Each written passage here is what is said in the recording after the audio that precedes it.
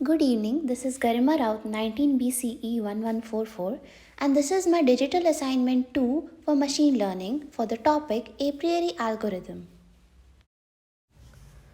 Market basket analysis is one of the key techniques used by large retailers to uncover associations between items. Now, examples could be the customers who purchase bread have a 60% likelihood to also purchase jam. Customers who purchase laptops are more likely to purchase laptop bags as well. They try to find out associations between different items and products that can be sold together, which gives assisting in the right product placement. Typically, it figures out what products are being bought together, and organizations can place products in a similar manner. For example, here, people who buy bread also tend to buy butter, and the marketing team in stores should target customers who buy bread and butter and provide an offer to them so that they buy a third item, suppose eggs. So, if a customer buys bread and butter and sees a discount offer on eggs, he will be encouraged to spend more and buy the eggs. And this is what market basket analysis is all about. Now, association rule can be thought of as an if then relationship. Just to elaborate on that, suppose if an item A is being bought by the customer, then the chances of item being picked by the customer too under the same transaction ID is found out. It's not a casualty, rather, it's a co occurrence pattern that comes to the force. Now, there are two elements to this rule. First is if, and the second is the then. Now, if is also known as antecedent. This is an item or a group of items that are typically found in the item set, and the latter one is called the consequent. This comes along as an item with an antecedent group or the group of antecedents approach. Now, if we look at here, A arrow B, it means that if a person buys an item A, then he will also buy an item B, or he will most probably buy an item. So, let's see how this algorithm works. So, association rule mining is all about building the rules, and we have just seen one rule that if you buy A, then there is a slight possibility or there is a chance that you might buy B also. This step of a relationship in which we can find the relationship between these two items is known as single cardinality. But what if the customer who bought A and B also wants to buy C? Or if a customer who bought A, B and C also wants to buy D? Then in these cases, the cardinality usually increases and we can have a lot of combination around these data. Association rule mining has such measures so that we do not end up creating tens of thousands of rules. Now, that is where the Apriori algorithm comes in. But before we get into the Apriori algorithm, let's understand what's the math behind it. And now there are three types of matrices which help to measure the association. We have support, confidence, and lift.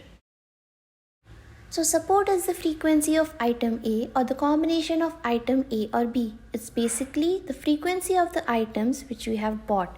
And what are the combination of the frequency of the items we have bought? So with this, what we can do is filter out the items which have been bought less frequently. This is one of the measures which is support. Now what confidence tells us? So confidence gives us how often the item A and B occur together, given the number of times A occurs. Now this also helps us solve a lot other problems, because if somebody is buying A and B together and not buying C, we can just rule out C at that point of time. So this solves another problem, is that we obviously do not need to analyze the problems which people just buy barely. So what we can do is, according to this, is we can define our minimum support and confidence, and when you have set these values, we can put these values in the algorithm and we can filter out the data and we can create different rules. And suppose even after filtering you have like 5,000 rules, and for every item we create these 5,000 rules. So that's practically impossible. So for that we need the third calculation, which is the lift. So lift is basically the strength of any rule. Now let's have a look at the denominator of the formula given here. And if you see here, we have the independent support values of A and B. So this gives us the independent occurrence probability of A and B. Now if you see, there's a lot of difference between this random occurrence. And if the denominator of the lift is more, what it means is that the occurrence of randomness is more rather than the occurrence because of any association. So left is the final verdict where we know whether we have to spend time on this, but rule what we have got here or not. Now let's have a look at a simple example of association rule mining. So suppose we have a set of items A, B, C, D and E, and a set of transactions T1, T2, T3, T4 and T5. And as you can see here, we have the transactions T1 in which we have ABC, T2 ACD, T3 BCD, T4 ADE and T5 BCE. Now what we generally do is create some rules or association rules such as A gives T or C gives A gives C, B and C gives A. What this basically means is that if a person buys A, then he is most likely to buy D. And if a person buys C, then he is most likely to buy A. And if you have a look at the last one, if a person buys B, then if a person buys B and C, he is most likely to buy the item A as well. Now if we calculate the support confidence and lift using these rules, as you can see here in the table, we have the rule and the support confidence and the lift values. Now let's discuss about Apriori. So Apriori algorithm uses frequent item sets to generate the association rule. And it is based on the concept that a subset of a frequent item set must also be a frequent item set itself. Now this raises the question, what exactly is a frequent item set? So frequent item set is an item set whose support values is greater than the threshold value. Now just now we discussed that the marketing team according to the sales have a minimum threshold value for the confidence as well as the support. So frequent item set is that item set whose support value is greater than the threshold value already specified. For example, if A and B is a frequent item set, then A and B should also be frequent item sets individually. Now let's consider the following transaction to make things easier. Suppose we have transactions 1, 2, 3, 4, 5 and these items are there. So T1 has 1, 3 and 4, T2 has 2, 3 and 5, T3 has 1, 2, 3, 4, 5, T4, 2, 5 and T5, 1, 3 and 5. Now the first step is to build a list of item sets of size 1 by using this transactional data, and one thing to note here is that the minimum support count which is given here is 2. Let's suppose it's 2. So the first step is to create item sets of size 1 and calculate their support values. So as we can see here, we have the table C1 in which we have the item sets 1, 2, 3, 4, 5 and the support values. The formula of support was frequency divided by the total number of occurrence. So as we can see here, the item set 1, the support is 3. And for the item set 1 appears in T1, T3, T5. So we can see its frequency is 1, 2 and 3. Now here the item set at 4 has a support of 1 as it occurs only once in transaction 1, but the minimum support value is 2. That's why it's going to be eliminated. So we have the final table, which is the table F1, in which we have the item sets 1, 2, 3 and 5, and we have the support values 3, 3, 4 and 4. Now the next step is to create item sets of size 2 and calculate their support values. Now all the combination of the item sets in the F1, which is the final table in which we discarded the 4, are going to be used for this iteration. So we get the table C2. So as we can see here, we have 1, 2, 1, 3, 1, 5, 2, 3, 2, 5 and 3, 5. Now if we calculate their support here, Again, we can see that the items at 1, comma 2 has support of 1, which is again less than the specified threshold. So we are going to discard that. So if we have a look at the table F2, we have 1, comma 3, 1 and comma 5, 2, comma 3, 2, comma 5 and 3, comma 5. Again, we're going to move forward and create the item set of size 3 and calculate the support values. Now all the combinations are going to be used from the item set F2 for this particular iterations. Now before calculating support values, let's perform pruning on the data set. Now what is pruning?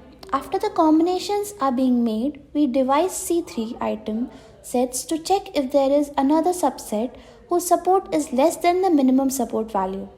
That is what frequent item set means. So we have a look here. The item sets we have is 1, 2, 3, 1, 2, 1, 3, 2, 3 for the first one. Because as we can see here, we have a look at the subsets of 1, 2, 3. We have 1, comma 2 as well. So we are going to discard this whole item set.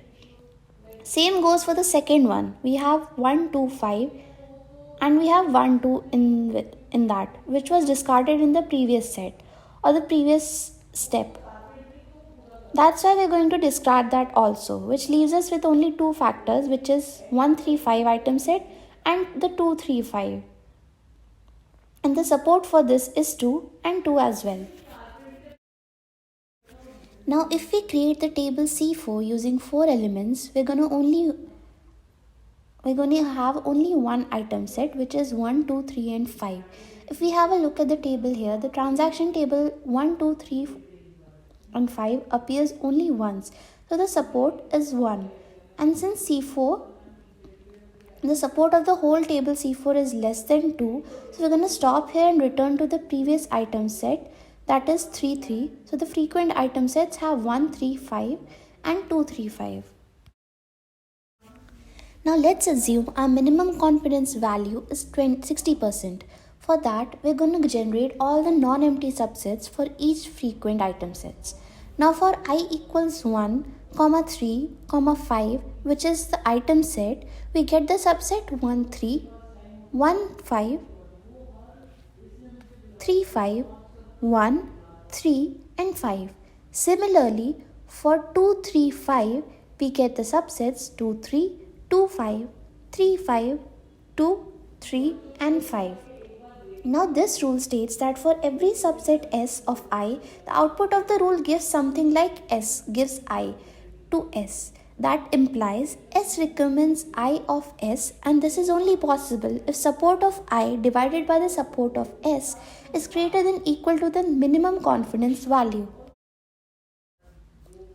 Now applying these rules to the item set of F3, we get rule 1, which is 1, 3 gives 1, 3, 5 and 1, 3. It means 1 and 3 gives 5. So the confidence is equal to the support of 1, 3, 5 divided by the support of 1, 3. That equals 2 by 3, which is 66% and which is greater than the 60%. So the rule 1 is selected. Now if we come to rule 2, which is 1, 5, it gives 1, 3, 5 and 1, 5. It means if we have 1 and 5, it implies we also gonna have 3. Now if we calculate the confidence of this one, we're going to have support 1, 3, 5 divided by support 1, 5, which gives us 100%, which means rule 2 is selected as well. But if we look at the rule 5 and rule 6 over here, similarly, if it select 3 gives 1, 3, 5 and 3, it means if we have 3, we also get 1 and 5. So the confidence for this comes at 50%, which is less than the given 60% target. So we're going to reject this rule, and same goes for the rule number 6. Now we'll see the implementation of Apriori based association rule mining in the RapidMiner software. I've taken the grocery dataset, which consists of various attributes. Since the transactional ID attribute is not important, we will get rid of it.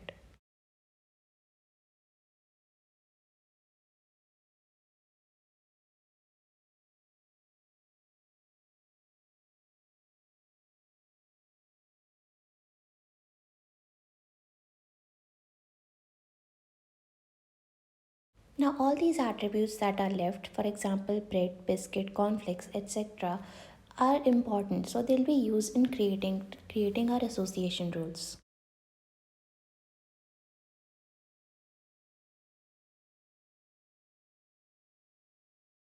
Now we would like to select the association rules.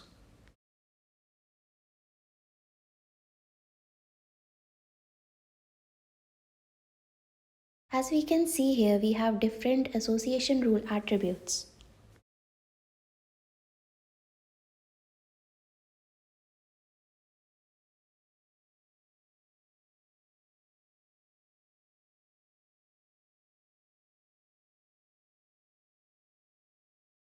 Now this attribute here will be used to view the frequent item sets.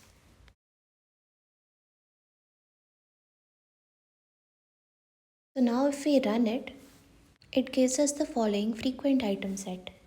Now as we can see, these are the frequent item sets of length 1. Next we have the frequent item sets of length 2, and similarly for length 3 and then length 4. Now after generating the frequent item sets, we need to create the association rules.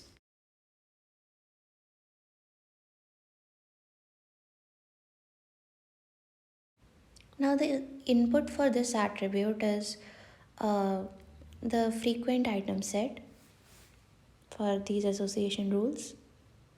And this operator here will help generate the association rules.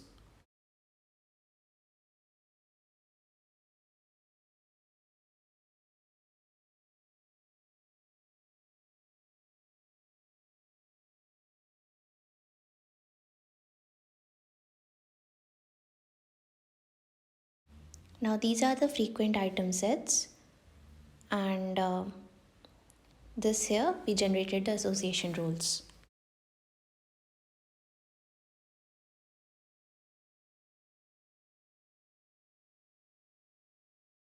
Now here this rule becomes sugar implies biscuit, support is 0.250, then we have confidence 0.833, then Laplace 0.962, then gain, then lift 1.8282, and then we have conviction. Similarly, we can view the graph for this association rule, and we can check the association of different items with a particular item set. Now coffee, bread, tea, and we have only three associations rule to for tea. We have no rules with sugar or cornflakes, as you can see.